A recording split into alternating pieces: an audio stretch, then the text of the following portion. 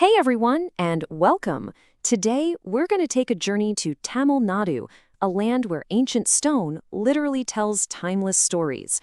This is a region whose entire identity is carved into thousands upon thousands of temples. So, let's dive in and explore what makes this place so incredibly rich in spirit and history. You know, this quote says it all, a veritable gold mine. That phrase just perfectly captures the feel of Tamil Nadu. We're not just talking about a handful of beautiful buildings here and there. No, we're talking about a whole landscape that's just dense with devotion, where centuries of unbelievable architecture and spiritual legacy are just waiting for you around every corner. And just to give you a sense of the sheer scale we're dealing with, get a load of this number, 33,000. That's right, that's the estimated number of historic temples just in Tamil Nadu alone. It's an absolutely staggering concentration of faith and artistry, and it's unlike almost anywhere else on the entire planet. So you're probably thinking, okay, 33,000 temples, where do you even begin? Well, don't worry, we've got you covered. We've picked out 10 absolute marvels that really give you a glimpse into the soul of the region. So consider this our own little virtual pilgrimage right into the heart of Tamil culture. Here's our roadmap for today. Our journey's going to take us from Madurai to Rameshwaram, all the way down to Kanyakumari, and a few incredible spots in between. You ready? Let's kick it off. Our first stop is the absolutely breathtaking Meenakshi Temple. Now, deep inside, at its very heart, is something truly remarkable. A statue of the goddess Meenakshi that's said to be carved from a single massive piece of emerald. I mean, can you just imagine? It's this incredible fusion of precious stone and profound devotion. Okay, from a masterpiece of art, we're now jumping headfirst into epic mythology at the Rameshwaram Temple. Legend has it that this is the exact spot where Lord Rama prayed to Shiva, asking for forgiveness after his huge war in Lanka. That single event makes this place one of the absolute holiest pilgrimage sites in all of Hinduism. Now we're traveling way down to the very southernmost tip of India, right where the Kumaria temple meets the sea. This temple is dedicated to the goddess, and devotees share this really powerful belief that just by walking inside, every single visitor is blessed by her. Our next stop is home to a really unique phenomenon.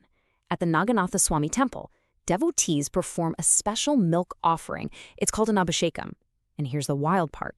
As the milk pours over the deity, it's said to miraculously turn blue.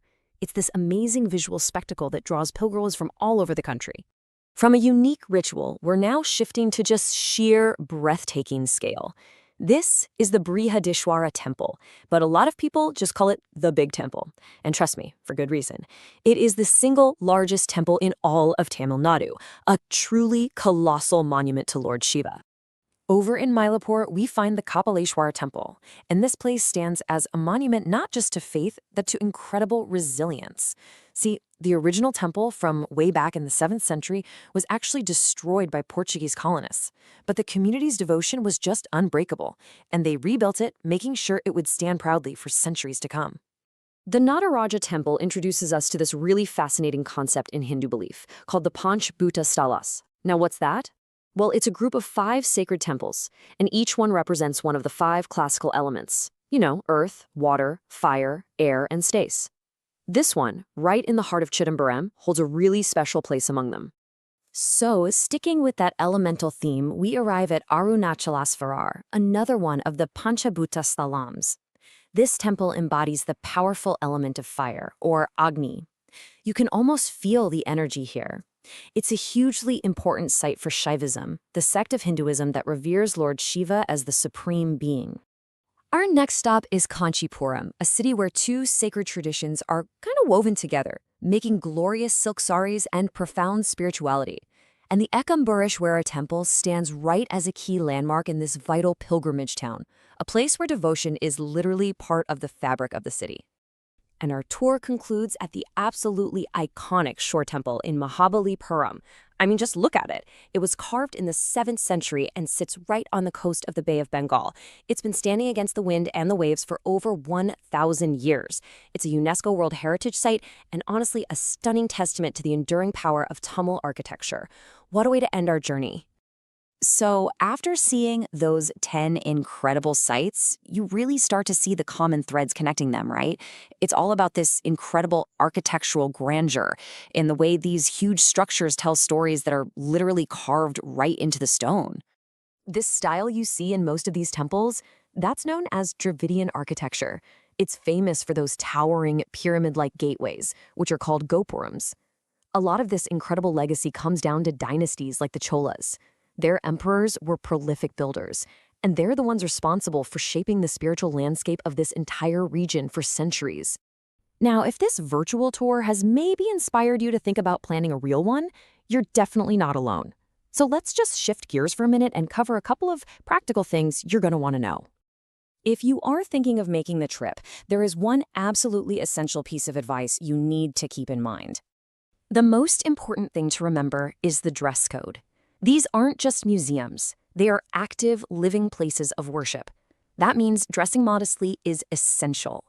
The general rule of thumb is to make sure both your shoulders and your knees are covered.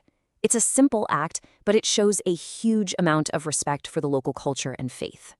And finally, I think it's so important to understand the enduring legacy of these temples. They aren't just ancient monuments sitting there. They are so much more than that.